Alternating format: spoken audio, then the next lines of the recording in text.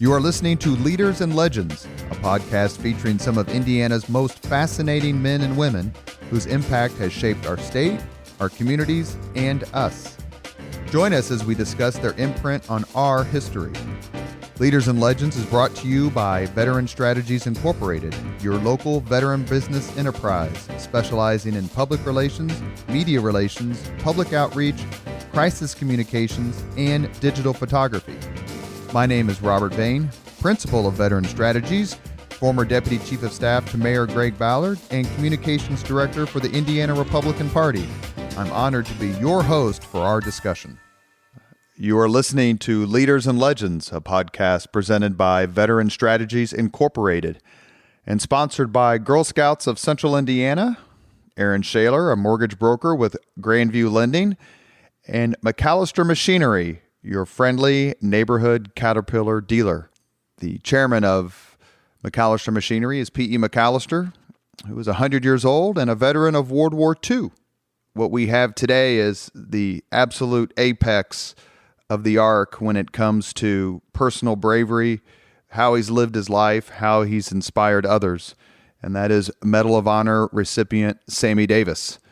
My name is Robert Vane, and I'm the principal of Veteran Strategies, and I simply cannot thank you enough, Sergeant Davis, for joining us. Well, thank you, brother. It's an honor to be here with you. Whoa, the honor is way beyond all ours. The list of people who wanted me to tell you and your wife hello, we'll worry about that after the show. But as soon as I told people I was coming down here, it was universal respect, admiration, friendliness, gasping. How lucky are you? Ask this question for me, kind of thing. So let's get right to it. We can't thank you enough. Appreciate it. Well, thank you, brother. You have been a center point of a lot of things in Hoosier life. Even though you weren't born here, you came here, I believe, right before your senior year in high school. Is that correct? Moved to Mooresville? I was born in Dayton, Ohio, Wright Pat Air Force Base. But yes, sir. So even as an adopted Hoosier, what's it like? What does Indiana mean to you? What did Mooresville mean to you, being a Hoosier? Mooresville is home. The way the people treated me when I came here originally, they just brought me into the family, and that's why it's always been home. After we traveled in the military, and I decided to come home. So that's why we built the house here, and we're home. Indiana is I would dare to say it's fair to call it a patriotic state. Oh, definitely. For years, it had like the fourth largest National Guard in the country, even though in population it's much lower than that. It has amazing patriots. List goes on and on. Folks have been here. How have you had your military service? How do you feel being a veteran in Indiana? Extremely proud, trying to live up to the legacy that the veterans before me has set, and it's something that's ongoing. I still try to stand tall simply because I want to be as tall as they were. You understand that? Absolutely. It's an honor to be a Hoosier veteran. Both my parents were in the Marine Corps, and my mother was actually the first female recruit after World War II in the Marine Corps. And I've had 6 uncles, all 6 have served, a niece and nephew have served, and my son's done 2 tours in Afghanistan. Outstanding. What's it like? And my brother was in the Army, and my other brother, who you know, Michael, who's the airline pilot, yes, he was in the Air National Guard for 10 years. What's it like to be among veterans in Indiana and hear those stories about their dads or their daughters or their uncles or their aunts or sisters? I love it. It makes you feel part of the family, the Hoosier veteran family. And you are indeed, but when you talk to the other Hoosier veterans and get to know them, it makes your heart even feel richer. It's excellent. Before we go through a little bit of chronology, there's one or maybe 2 things I want to ask you about in the same theme of the first few minutes.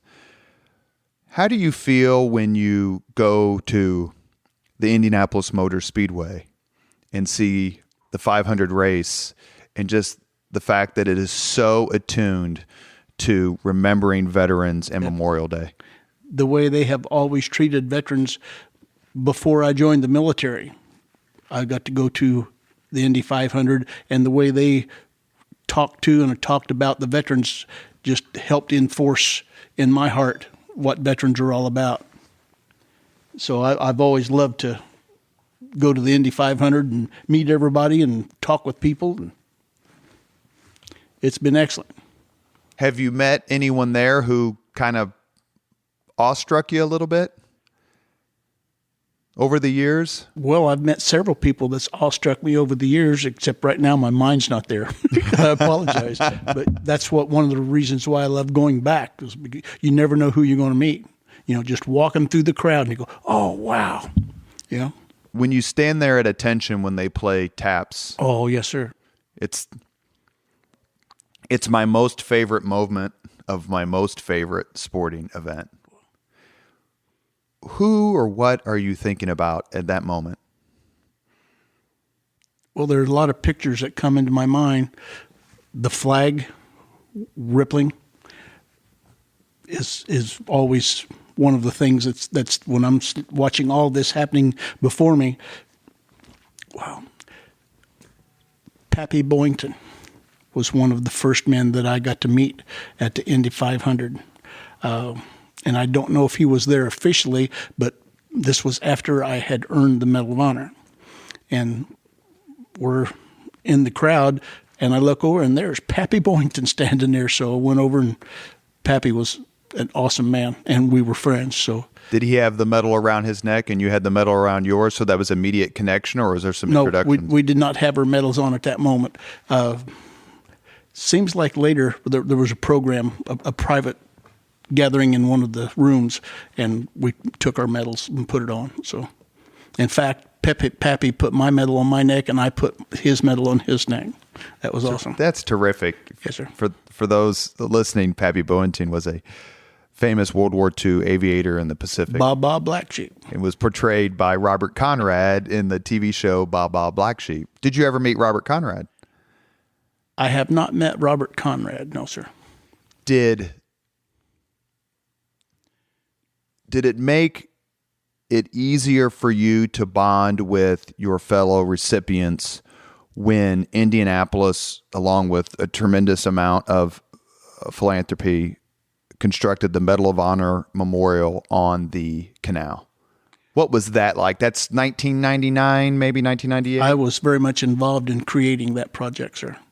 And the response that we received when we put the word out, John Hodewall from IPL is the man that funded the whole thing. And we went out talking to schools, out talking to businesses, and always the response was, yes, we want to get behind this. Yes, we want to get behind that.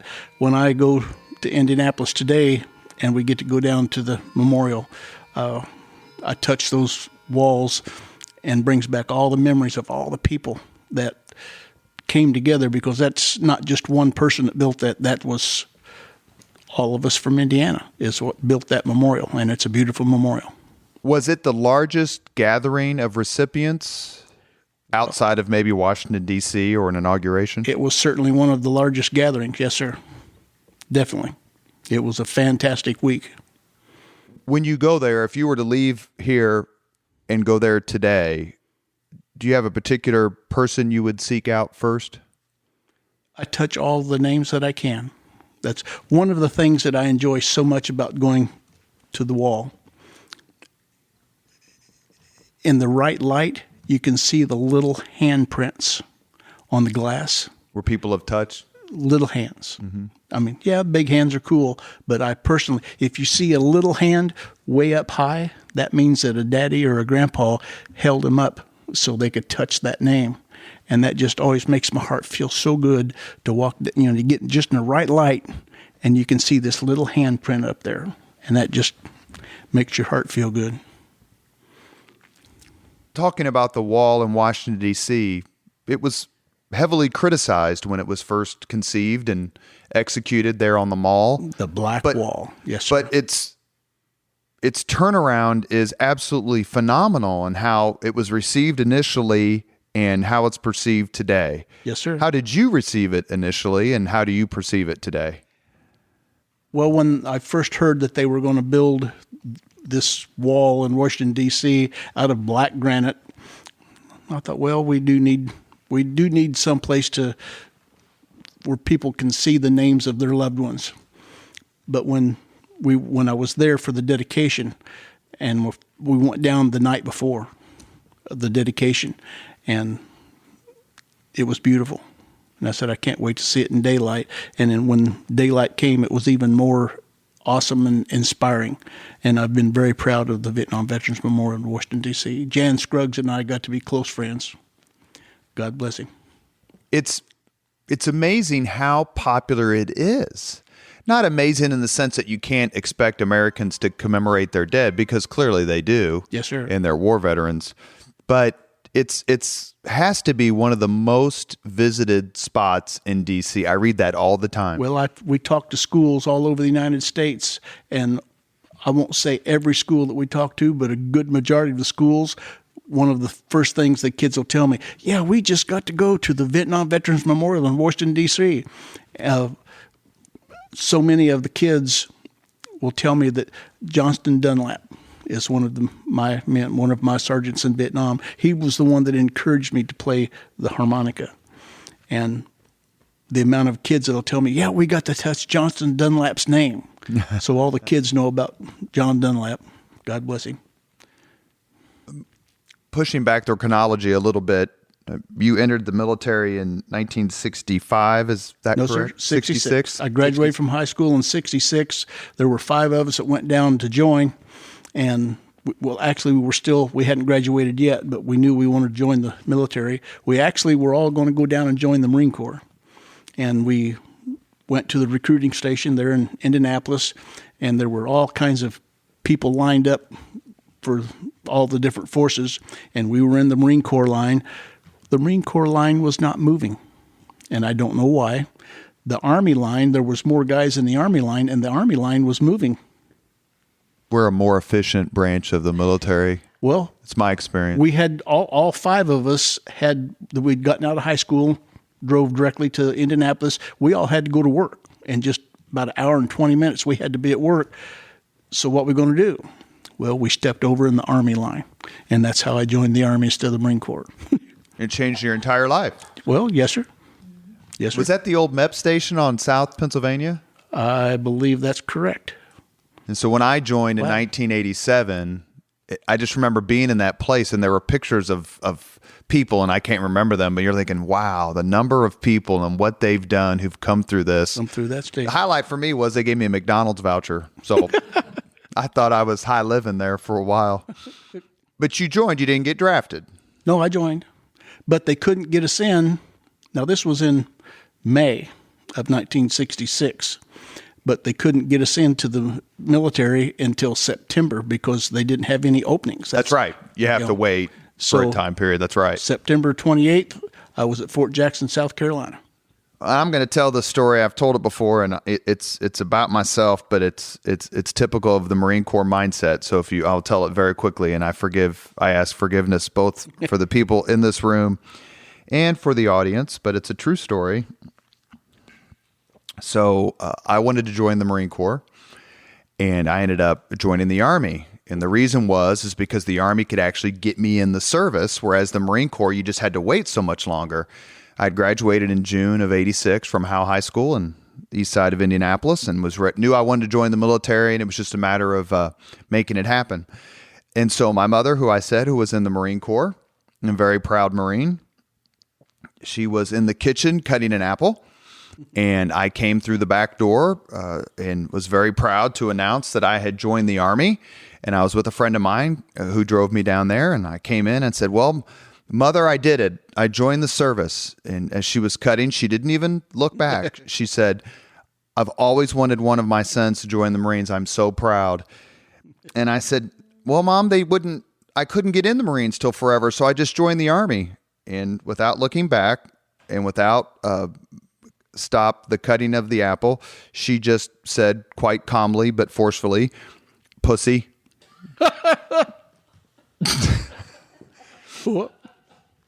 I understand that. So that was kind of my induction ceremony bonus. True story. And Congratulations. if the fellow, my good friend, if he was in this room, he would laugh, because every time I see him, he just shakes his head. He goes, that's still the greatest moment of my life. And it's been 30 some years ago. I love True story. You decided to join the military even though the war was raging. It hadn't really escalated to the late 60s effort, but you had the Gulf of Tonkin resolution. You'd already had some significant battles. Did you know, hey, this is what I'm going to do, and this is where I could be sent? I joined the military because my love of my country, my grandpas, my dad, my two oldest brothers had all been in the military, Marine Corps and Navy and Army. And when Vietnam came along, I just knew I had to go do my job. And that's when I left to go to the Army the first time, that's what my dad told me. Son, go do your job. And that's what I did. Military service does seem to run in families. Oh, certainly. Like I said, I have multiple uncles, both my parents. One of my sons and my other son's going to join when he gets out of college. Nieces and nephews, brothers. Do you have any sense as to why that is? Is it, hey, I did it, so you can do it? Or is it, hey, I did it, so you better do it? It does seem to be like there's a lot of families who no one has served in the military, and I know several of those, and that's fine. I'm not being critical. But then I know several families where there's just an inordinate number who have stepped forward. Well, I just think it's part of the message of love for our country that's passed down. And those that have been in the military, you get to understand, well, that's the reason why they joined the military, was because they love America and what it stands for. And it takes all of us doing our job to keep America free. Go do your job. And that's what I did. I went and done my job. I've never met anyone, and the percentage of people who serve in the military who hear a shot fired in anger is low, minuscule. It's a very low percentage. But even among them, I've never heard someone say anything other than joining the military was the best decision I ever made. It's almost universal, whether it's Greg Ballard, whether it's, quite frankly, myself, it's the best decision I ever made. A lot of people I know who I met when I was in, and a lot of people I know who I've met in the public and private sector who have served. I think Governor Holcomb will tell you. Certainly. His time in the Navy was a huge bonus to him. And the lessons that he learned. That's exactly right. Would you call it the best decision? Let's make that back. Other than marrying your wife, Dixie, would you call it the best decision you ever made? Most certainly. Most certainly.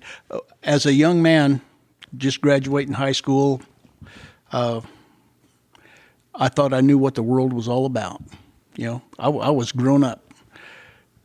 Joining the military, going to Vietnam, I got to see so much more of what the world really is and how fortunate we are to live in this country. That's one of the things that I still carry in my heart, was walking around and seeing this is the way all the people lived in Vietnam. And I thought, wow, and I thought I was poor. Exactly. I was rich. And I had everything, and here these people don't have anything, but we're here to try to get them to have freedom. That's why I went to Vietnam, was to help a country be free. So I've carried that with me in my heart all these years. And yes, I think it was one of the best decisions I've ever made in my life, because it gave me more of an education. And I'm not talking specifically about book learning. I'm talking about education of life. And it's helped make me a better person. How long were you in the military before they said, Private Davis, you're shipping out to Vietnam? Was it preordained? Like, you knew you were going there? Or I volunteered to go to Vietnam, yes. We were about halfway through basic training was when you could go down and talk to them and say, hey, yes, I want to go ahead and sign up to go to Vietnam. So we did. Where'd you go to basic training? Fort Jackson, South Carolina, B62, best on the hill, sir. I was at Fort Knox, and my son was at Fort Benning. Cool. But he did 11 Bravo of 11 Bang Bang, combat infantryman. He knew he was going overseas to Afghanistan or Iraq, just a matter of time. And I looked at him, I'm like, what are you doing? And he says, nope, that's what I want to do. He said he loved the field. I love being out in the field. I love having that sense, that band of brothers sort of combat arms sense that you have that other people, quite frankly, don't have. That's a fact. Did you volunteer in Vietnam because you felt it was your particular duty beyond being in the military? Or was it something higher, the freedom aspect that you were talking about before? Well, helping the people be free. That's why I went to Vietnam. I wanted the people of South Vietnam to be free. So that's why I volunteered to go. Which is what President Johnson, president at the time, and yes, sir, pretty much the vast majority of American leadership at the time were saying, this is what this fight's about. We're fighting in Vietnam to help a people be free. So I raised my hand. Yes, sir, I want to help. Did you know anyone who had served and then like come back, and so you had a sense of what it would be like? At that point, no, I don't remember ever meeting anyone or being friends with people that had went already. Not that I recall. How long were you there before you're like, oh shoot, these guys are actually shooting at me? Mooresville's sounding pretty good right now. Let's see. That was the night that we landed in Vietnam, and they took us to the 90th replacement, and that's the same night that they blew up the Long Binh ammunition dump, which was the largest repository of explosives in the world at that time. And the Viet Cong came in and blew it up.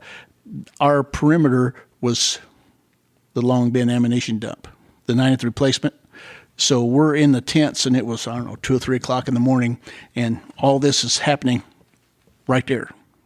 And now, we'd seen movies, well, this is the way war is all about. We're watching we had 155 Projos unexploded landing in our compound because they were blowing up all the different ammunition dumps there.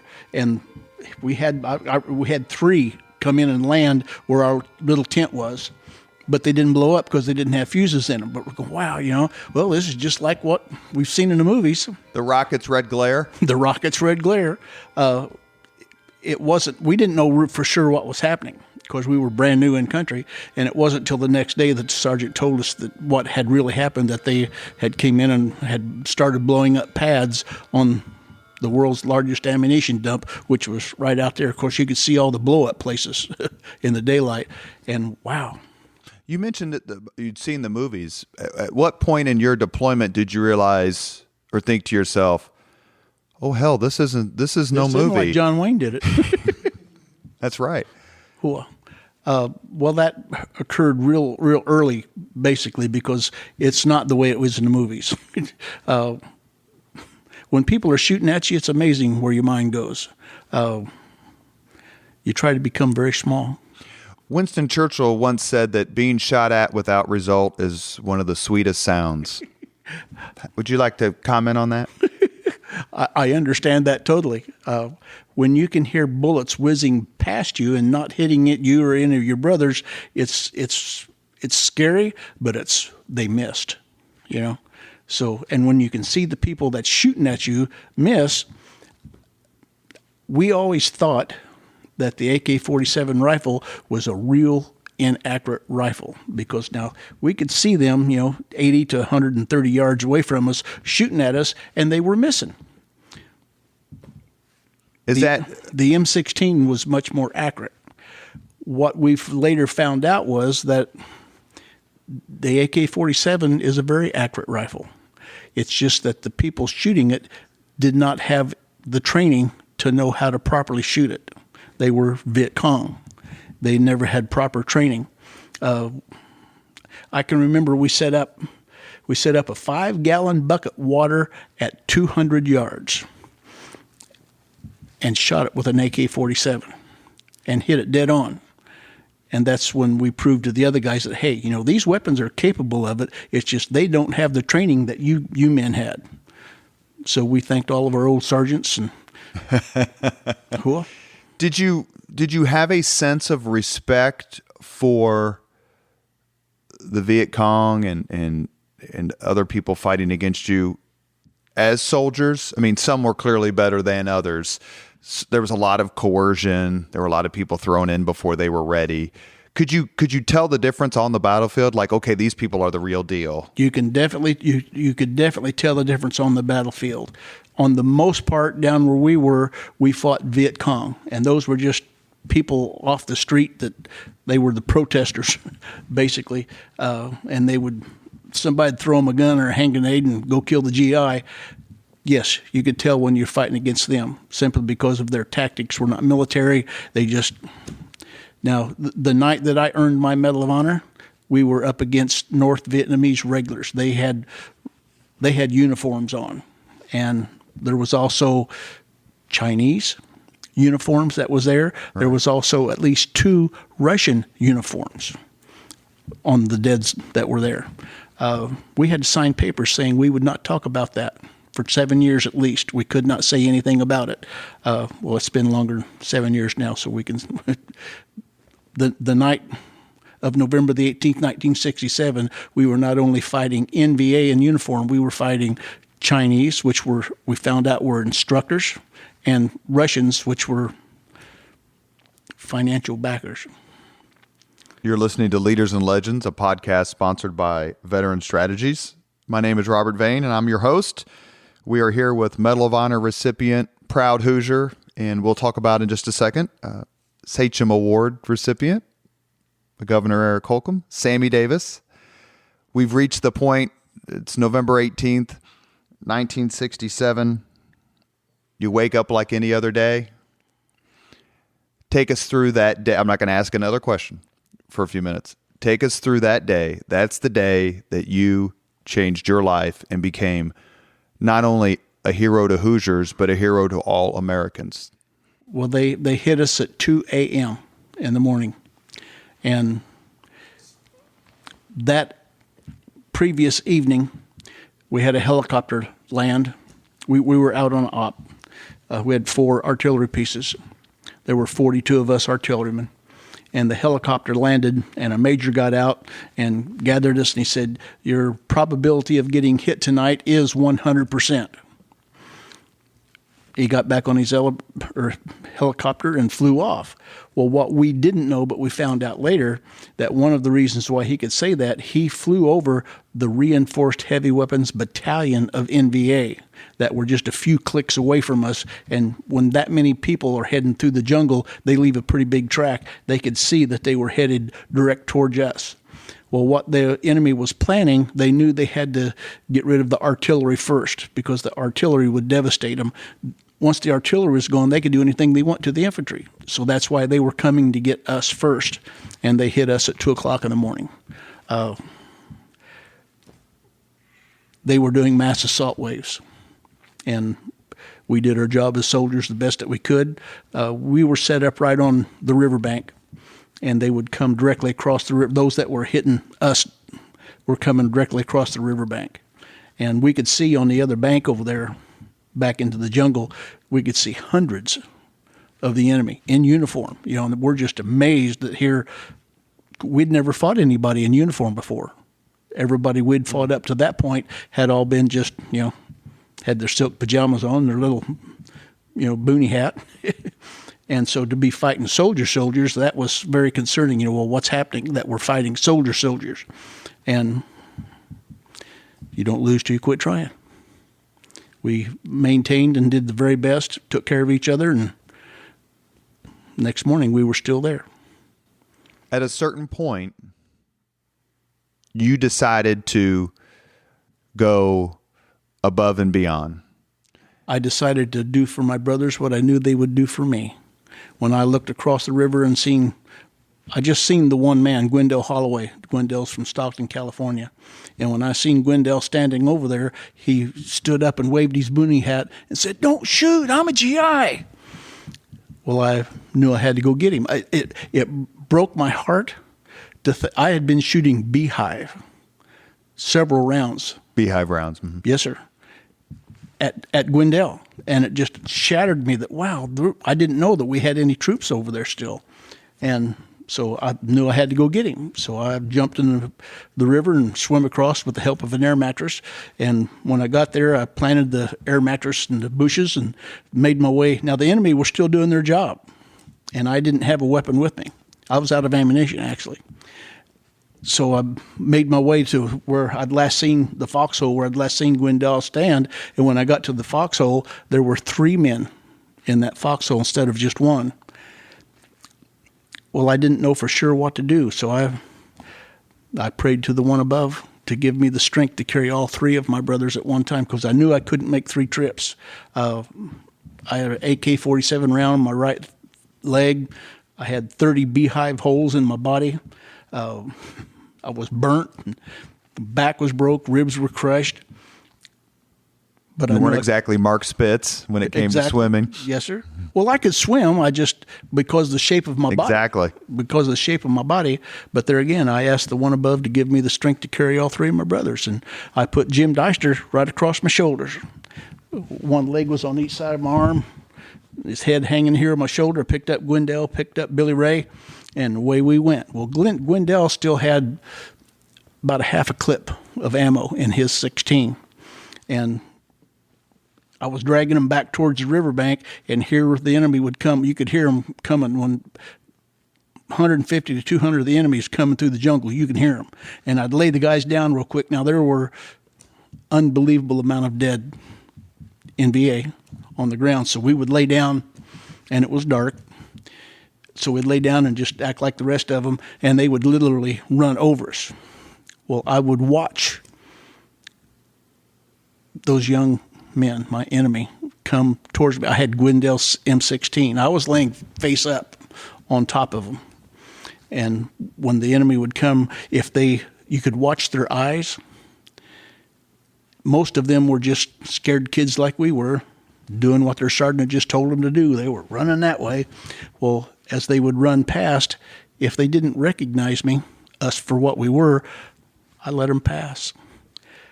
But then you'd see the one look at you, and he seen you, and you could see that he knew what you was, and he would start to move his weapon. Well, I would do my job as a soldier. Well, when I run out of ammunition, I threw the M16 in the river because I didn't want the enemy to get it, and made it back to the riverbank, put the guys on the air mattress, and ferried him back across. I took Jim Deister across first because we thought Jim was dead, but I wasn't going to leave his body there because we were seeing what they were doing to the bodies that were left, and you don't want that to happen. Plundering and mutilating. Oh, yeah. Well, that's Jim. Jim was shot through the head, so you could look at him and see that he was dead, and they went up and shot him anyway, shot him right here, but it missed his spine. So it didn't break his back, but he was shot twice and had shrapnel wounds. But I wasn't going to leave the body over there. So I told Gwendell and Billy Ray, I said, I'll take Jim across to come right back and get you. So I swam across. Well, as soon as I got to our side of the bank, Frank Gage and Bill Murray jumped in the river and helped me get Jim Deister out. Well, I immediately went back right across. Billy Ray and Gwendell could both hang on. So they hung on to the air mattress, and I pulled them back across. The next morning, after everything was done, we had Jim Deister laid with the rest of the dead because we thought he was dead. And I remember picking Jim up and taking him over and laying him in the helicopter on a stack of bodies. And I stepped back away, and it just broke my heart to see our brothers laying there dead. I passed out. My body said, okay, you've done your job. My guys ended up loading me on that same helicopter and took off. Well, Jim Deister was not dead. God bless him. He talked to the people later that was on the flight. They said the medic seen a bubble come out of the chest wound that Jim had, and he put his stethoscope on, and there was a 25 beats a minute heartbeat, which meant that he had lost a tremendous amount of blood, but he was still alive. And they started giving him fluid. I don't know if they gave him blood or just liquids. But they started giving him fluids, and Jim Deister's alive and well and doing wonderful. Right now? Right now, yes, sir. He's in better shape than I am. God bless him. God bless him. I've got to hold all of Jim's kids. I got to hold all of Jim's grandbabies. They call me Uncle Grandpa Sam. When's the last time you saw him? Jim, last year. Yeah, in 2016 we went back to Vietnam. We went back to the exact location. And I was gonna ask you about that because yes, that became kind of a bigger deal as you got into the 90s, more Yes, sir. folks kind of Well, went back? I always said that, well, I'd like to go back to Vietnam. In 2016, I turned 70 years old, and I realized that, if I don't go back real quick, I may not be able to go. So got a hold of Jim Deister and his wife Rita, and they said, yeah, we'd like to go too. So we got set up with some friends out of California, and they took care of us, took us to Vietnam. We got to go to every place that I was stationed at in Vietnam.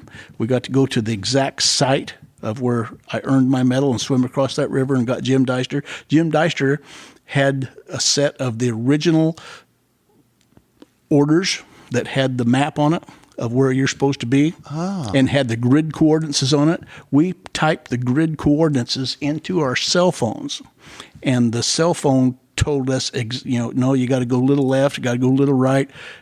I mean, it was so cool. Wow, oh wow, we're standing on the exact spot where I pulled you across the river, and it was neat. Really How neat. were you, before we go back to the Medal of Honor ceremony with President Lyndon Johnson, how were you received when you went back there by the Vietnamese By the people? Vietnamese. The Vietnamese treated us wonderful.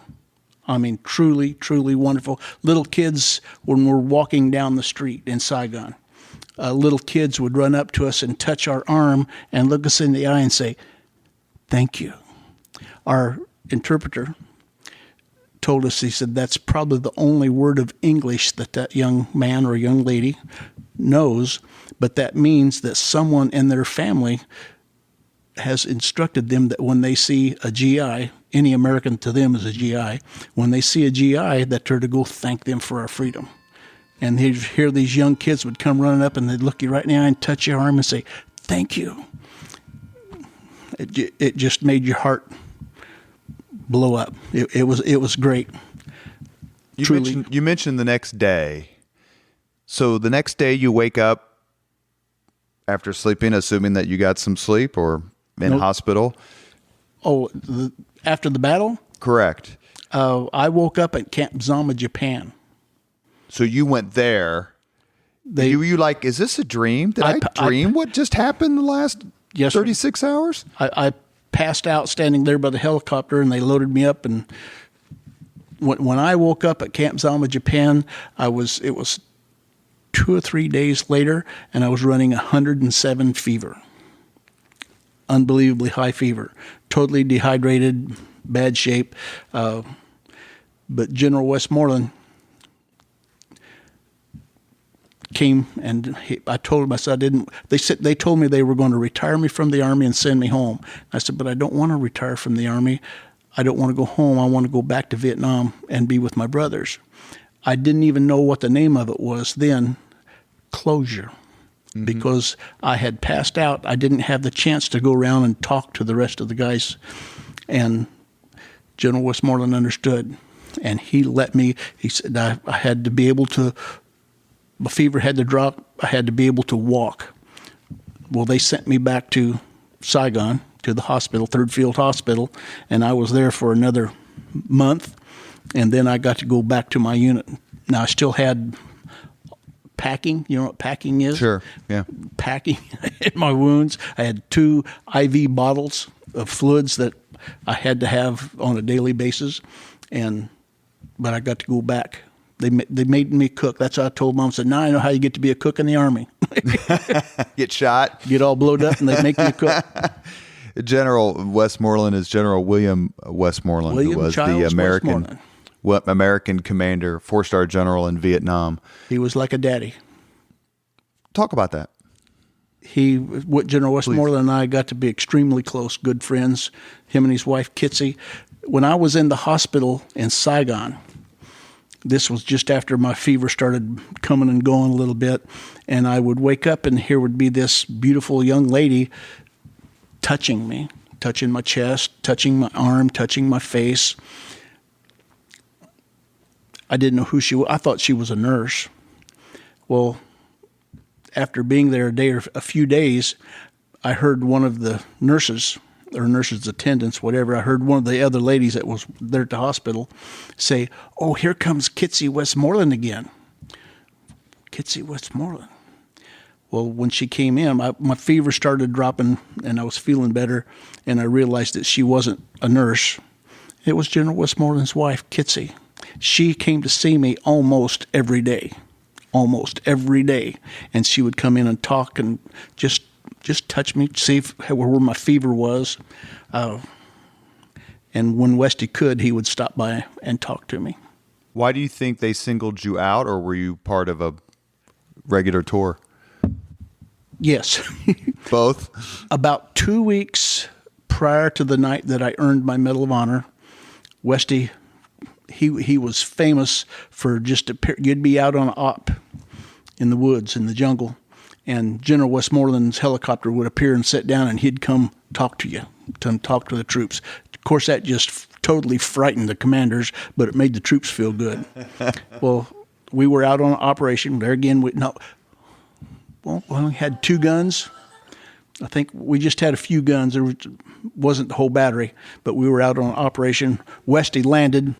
We seen General Westmoreland. Now, we were busy firemen. We had a sustained fire going on. We had 4 guns. Yep, I remember it, because the 4 guns were going, boom, boom, boom, boom, boom.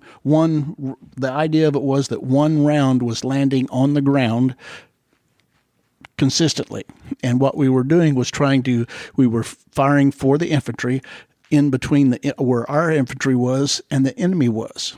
And after a few rounds, then we would move it 50 yards closer to the enemy, 50 yards closer with sustained fire. We weren't really getting any fire. We were just trying to push the enemy back away from our infantry. And they were 3 miles away.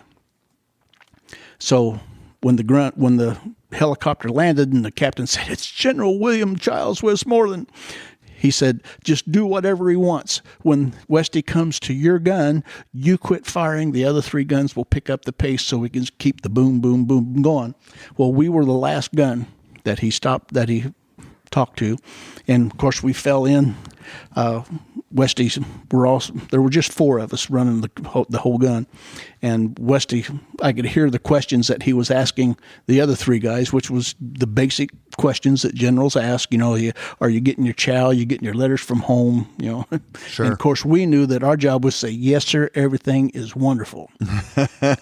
Well, when Westy got to me, and he looked me right in the eye, and I looked him right back in the eye, and now I had a pair of boots on that had 3 toes hanging out of each boot. And the reason they're the jungle boots. They were supposed to let the water out and your feet would dry up. Well, the jungle boots didn't work that well. My boots were rotting. Now, I could have traded my boots for a brand new pair of boots at any time, but my feet were in much better shape than most of the other kids that I was serving with. You couldn't believe the sores that were, because you get we called it jungle rot.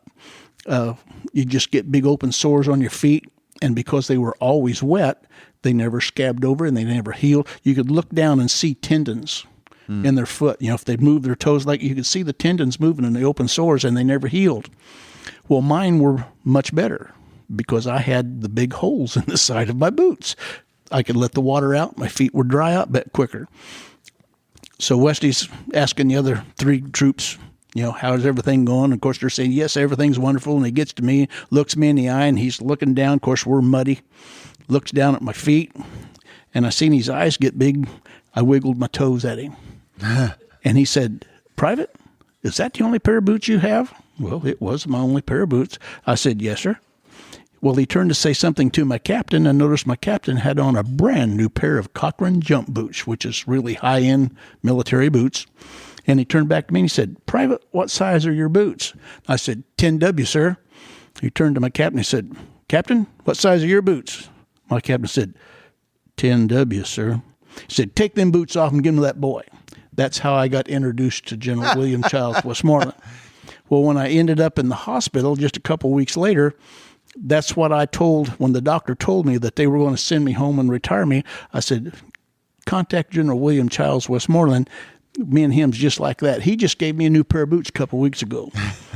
Well, what I didn't know was that when the colonel in charge of the hospital called General Westmoreland's office and got to talk to General Westmoreland, General Westmoreland had just laid down the paperwork that would ultimately end up being my Medal of Honor citation. His words, and he said, "Son, I would have given you the world, and all you wanted to do was to go back to Vietnam and be with your brothers." That's how I got to go back to Vietnam to be with my brothers. And I know it helped my soul to be able to sit down with the men that I served with and talk to them. It helped save my life. You've received a Silver Star as well. Yes, sir. Which is an extremely high, That's I the believe third it's the highest third award for highest, valor. yes, Yes, sir. Medal for Valor. Is the Silver Star related to that same night, or is Yes. it a different night? No. And I believe there's something special about that, if you want to go ahead. Well, the State Department, after 45 years, the State Department took it away from me. That's right. Which there's a lot more to that story that I won't go into. But I had asked General Westmoreland when I left Fort Hood, Texas, to go to Washington, D.C. to get the Medal of Honor.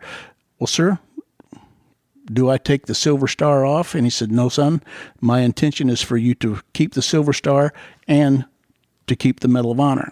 Because you received the Silver Star for what you did, and then the Medal of Honor is a big review process. The Silver Star citation and the Medal of Honor citations are together, but yet what I did to receive the Silver Star is a little different from what I did to receive the Medal of Honor. And he said, "That's why I want you to keep the Silver Star." They took it away from me a few years ago, so I don't wear the Silver Star no more. Talk a little bit, please, to the Leaders and Legends audience about what it was like, how you felt when someone came to you and said, "Sammy, this is what's about to happen." I mean, as far as the Medal of Honor Yes, sir. award? Well, when they told me, I said, "I don't deserve the Medal of Honor. I'm not a hero. I simply did for my brothers what I knew they'd do for me. That don't make me a hero." And they said, "Well, you're going to be receiving the Medal of Honor." So I decided I would go with all the love in my heart that I could for all my brothers and receive the Medal of Honor for them. Now, my name's on the back of it. That just means I'm the caretaker, because I firmly believe that medal belongs to all. It's not just one person, that it belongs to all of us. And I am just the caretaker of it. So I've tried to do my very best job in caretaking the Medal of Honor in all these years that I've had it. What was it like to be in the presence of Lyndon Johnson? Well, as he told me after the ceremony, he took us into a little room and we had private conversations. And he said, "Son, I've got a little ranch just 90 miles south of where you're stationed, Fort Hood, Texas." He said, "Come see me when you can." Well, he pulled a card out of his pocket, and it was his personal card, and it had the combination of the gate that goes into You're kidding. the Johnson Ranch. Well, I think it was about 2 weeks by the time settled down enough. I was back at Fort Hood, Texas, and so, well, I'll go. So I called, and Lady Bird answered the phone. She says, "Well, the president's not here right now, but you're welcome to come on down. He may be able to attend." So I went down and poked numbers in the gate and got to go in. I got to go there at least 3, maybe 5 times, and the president was never there. But Lady Bird and I got to be very good friends. She loved wildflowers, and all throughout the ranch, we walked and talked, and she would say, "And this flower is a whatever," and then we got that on our trip to Yugoslavia. All these beautiful flowers, beautiful, beautiful, beautiful flowers. When I was there at the ranch, she would call the president, and I would get to talk to the president on the phone, but he was never there when I was there. Well, her beautification efforts were throughout the country. Oh, yes, sir. Most definitely. She was a sweet lady. Sweet lady. How much longer did you stay in the military? Well, I was medically retired twice out of the military. Stubborn, are you? When I got to, I got to stay in my original 3-year enlistment, and then I was medically retired. Well, General Westmoreland knew the governor of Illinois. Now, I had gotten married, young lady from Flat Rock, Illinois, and the governor of Illinois wanted a Medal of Honor recipient to join the Illinois National Guard because they needed the positive PR. Well, as being medically retired, I could not legally join the Guard. I'm medically retired. Well, General Westmoreland and the governor worked out a deal, and I got to join the Illinois Guard, but I didn't get paid legally. That's why Dixie handles all the money today. But I stayed in 18 years and we continuously traveled talking to troops all over the world. When Westy was still active, he would still come get me, and we would go talk to troops everywhere. You get promoted to chief of staff, is that right? After Vietnam, and then Creighton Abrams came in? Yes. Isn't that right? Yes. Got to go. Of the fellow, you received the Medal of Honor in the late 60s. So there's, a huge number of even probably World War I, but World War II, Korean War, Medal of Honor recipients. There were Spanish-American War living recipients when I joined. Really? Yes, sir. Wow. I don't remember their name at the moment, but I can remember, we're meeting, that there were at least 2 Spanish-American War, Boxer Rebellion. Of course, they were old then. Sure. Maybe give us 1 or 2 names of people you looked at or you got to know and just thought to yourself or said to them, what you did is absolutely incredible. The bravery you showed, because you've heard that a lot to you, like what Yes, you sir. did, Most Sammy, certainly. what you did, Sergeant Davis, is so incredible. We just can't fathom how you survived or the adrenaline it took and the dedication it took. Were there 1 or 2 people where you looked at and like, I'm lucky to be alive and I feel very grateful, but I don't know how in the hell you're still alive and you made it through what you did? I had the privilege of knowing Eddie Rickenbacker, Pappy Boyington, Jimmy Doolittle, and they were the first recipients that I had the opportunity to sit down and talk to. And that is exactly what I told them. You're unbelievable. Your display of courage and faith inspires me and still does. God Was bless him. Audie Murphy still alive? He was, wasn't he? Yeah, I got to meet Audie twice before he was killed in 1971, I Was it believe. a plane crash, I think? Yes, sir.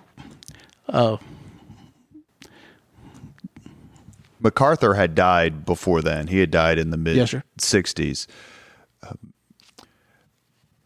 Fast forward several years, because I do want to ask you about some presidents, but I have to get this in or I'll have done a disservice to the podcast listeners. There's a movie called Forrest Gump. Yes, sir. And in Life this is like a box of chocolates. You never know what you're going to get. When your friends call you the original Forrest Gump, do you think they're honoring you or they're making fun of you? Yes. So Tom Hanks plays this character based on a novel by Winston Groom, who's Yes, sir. also a pretty darn good Civil War historian. Cool. Yes, sir. And there's a scene in the movie, a part of the movie where Tom Hanks is in Vietnam and he performs these exploits that in the movie result in him receiving the Medal of Honor from President Johnson. The exploits of Tom Hanks in that movie are based on exactly what Sammy Davis did to earn the Medal of Honor. Yes, sir. The presentation scene where Tom Hanks receives the Medal of Honor from Lyndon Johnson is Tom Hanks's face superimposed over Sammy Davis's face. That's a fact. Yes, sir. Please tell our audience how that whole thing came about, how much you were involved, how they contacted you. If you ever met Tom Hanks. Tom Hanks and I are friends. Lieutenant Dan and I are very close friends. Gary Sinise, Yes, sir. actor who does more for veterans than almost anyone living. In fact, Gary Sinise called me yesterday. We stay in very close contact. It's an honor and a privilege to know them. Tom Hanks is a great actor. He did a wonderful job portraying my actions in Vietnam. I'm very proud of him. So tell us, how did they approach you? Why did they choose you over, others that obviously they could have chosen? Originally, they thought I was dead. And that's how but they didn't name the movie after me because they'd had to pay me if it would have been Sammy Davis. That's why the movie's called Forrest Gump. It was based on Winston Groom's book, Right. Forrest Gump. At one point, that they were going to make a whole new movie, and Sammy Davis, but they kept the Forrest Gump thingy, so it worked. It worked. And so, well. did someone from Hollywood or the studio or the producer or whomever say, Winston "Look"? Groom, at the time we were living in Flat Rock, Illinois, and he came to Robinson, which is the closest town to Flat Rock. Flat Rock's very, very, very small, about like Freedom. And Freedom, Indiana, where this podcast is being recorded Yes, sir. as we speak. And he would Winston Groom stood at Walmart, and people thought he was a greeter, and he would have a notepad and say, "Do you know Sammy Davis?" Well, at that point, I'd lived there 30 years with my wife, and they said, "Oh, yeah, we know Sam." Well, tell us a story. Well, then when he started getting stories, then he would say, "Do you know Sammy Davis?" Well, yeah. Well, tell us about that time he drove his pickup truck off the levee into the river. And I'm just using that as an example. So everybody thought that he really knew me. And so that's how he got to fill in all these other things. The story, the movie Forrest Gump, everything in the movie touches my life, but it's movie. You understand that? It's if I sneezed, well, in the movie I wiped out 20 people. It's movie, but yeah, they did a good job. Did you get to go? Did you supervise? No, sir. No, I had no contact with. They chose to. They didn't have to pay me because the movie didn't make any money. It's still making money. They just had the 25th show, Exactly. 25th year in Washington, D.C., and Paramount Movie Studios brought me and my wife to Washington, D.C. They showed it on the mall. They had a great big giant screen set up, and it was wonderful. Did you go to the premiere at the time, or was that your first not at the interaction? Time, no, not at the time. I've got to deal with the movie-making people about Forrest Gump several times throughout the years, but not at the time. How long was it before your friends or family or fellow Medal of Honor recipients or people with whom you served saw the movie and go, "Wait a second, this looks really familiar"? Yeah, it was immediately. Everybody knew. Of course, at home, everybody knew that this guy had been there talking. That was in 92 or 93, and then boom, the movie comes out, and well, here's this movie that's got Sam's life in it. So basically, everybody knew about it. And Tom Hanks was just in town for NBC for the 500. Did you get to see him? I did. We were already engaged someplace else, so no, sir, I did not get to make that. When was the last time you went overseas, gave a speech in front of, whether it's Boy Scouts or troops? Is that something you do pretty regularly? We're on the road 200 plus days a year, traveling and speaking all over. I enjoy talking to schools. That's my favorite. I mean, we talk to Morgan Stanley, Merrill Lynch. They have us travel all over the United States, encouraging their employees. But I enjoy talking to the children in schools the most. Wow. We have great kids in this country, truly. We do. We have great kids. We've got parents that need work, but we've got great kids. And I believe in the youngsters that are coming up today with all my heart. Has a movie about Vietnam ever gotten it right? All of them touch the rights here, but some of them are real light touches, and some of them are slaps. But all of them have a little bit of truth in it, and it's a movie. And I think of the Mel Gibson movie, We Were Soldiers, that seems to be just a terrific, I mean, I have to say I watch it every time it comes on. And on those Memorial Day weekends or Veterans Day weekends, you're like, oh, I'll watch this 3 or 4 times. Did you know a lieutenant, who ended up being a Lieutenant General Moore or Sergeant Major Plumlee, or did you get to meet those guys? Yes, sir. They were all friends that I'd met after. You've also met several presidents. I have met every president since Lyndon Johnson and been friends with most of them. My understanding is that, actually, I hate to say, I got scolded, remember, Spangle, in a previous podcast. One of my favorite presidents happens to be Richard Nixon. Well, And I defend most, if not all. But my understanding is you had a special friendship with him. yes, sir. He treated me like a son. Him and Nancy were really good people. I was young and didn't know or follow politics at the time, so I didn't know what all was going on. All I knew was how Richard Nixon treated me and how he made me feel, and I loved him. Did you get to see President Nixon and his wife Pat after he left the White House? Or Yes, just sir. We would go to events in California, and while they were still alive, well, even after President passed, Nancy would still come to some of our functions in California. So there were a lot of other military heroes in service, people like Bob Dole, Cool. Senator Daniel Inouye, Medal of Honor recipient. I knew him well. Yes, sir. Talk about some of these men, maybe, and women you met who weren't presidents, but still entered public life after a solid military career, a heroic military career. What was it like to meet them and immediately have that connection? It's one of the things that have inspired me to continue going. You don't lose till you quit trying. And Dan, anyway, what a sweet man, what a good man. And he inspired all of us younger Medal of Honor recipients to keep going. Another member of the Senate who was awarded the Medal of Honor was Nebraskan Bob Carey. He was a Navy SEAL, lost, I believe, the lower part of one of his legs as a result. Do you have a relationship with him, and what's he like? Bob Carey has been a brother from the get-go. I helped Bob run for governor, did what I could to help Bob run for governor. I still believe in Bob. He has become very recluse, and I haven't seen him now for several years, but occasionally he'll call or something, let me know that everything's going okay.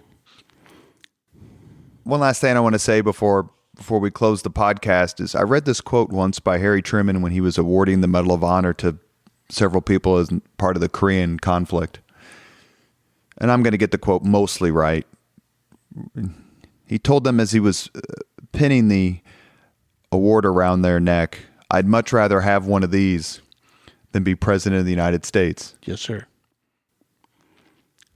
How does that make you feel to be the member of such a select class that presidents and celebrities and elected officials and business leaders look at you and figuratively and literally click their heels in your honor?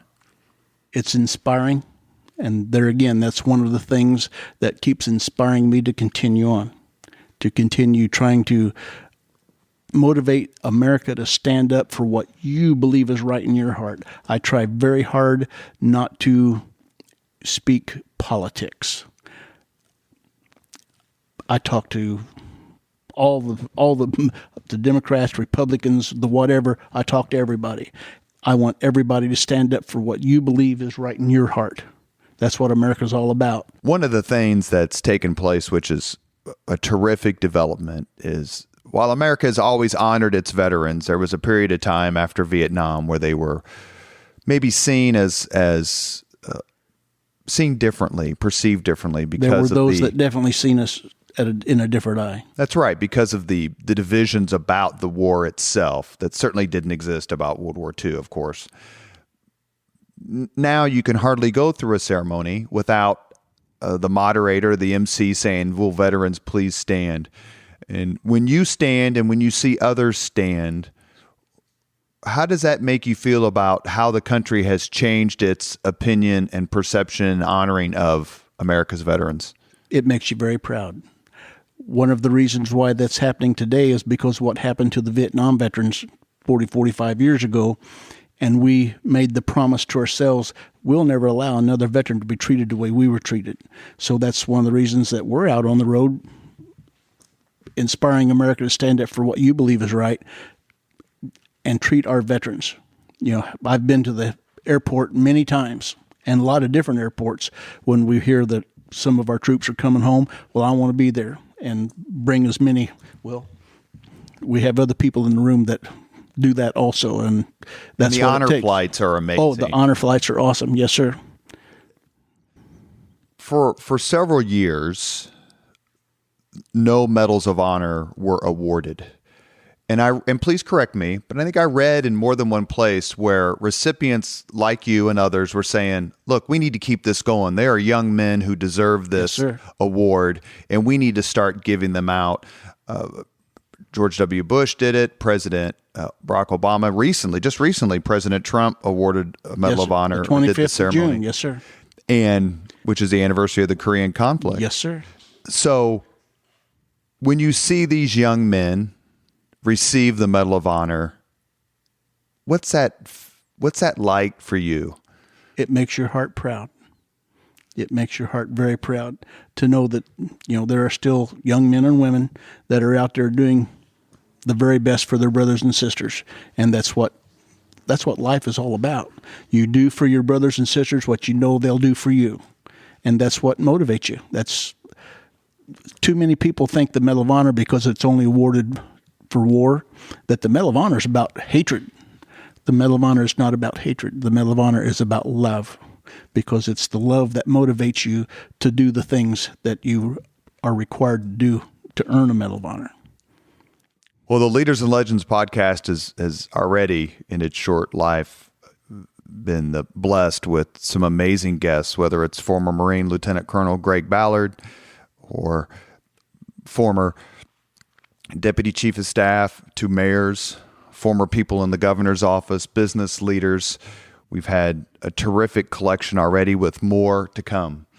But dare I say that no one had made me more proud to receive his assent to interview him than Sammy Davis.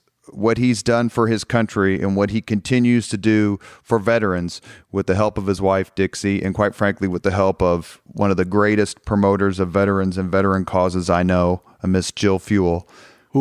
We just simply can't thank you enough in so many ways. And it's an honor to be here. Thank you for spreading the word. Thank you very much for listening to Leaders and Legends, brought to you by Veteran Strategies Incorporated.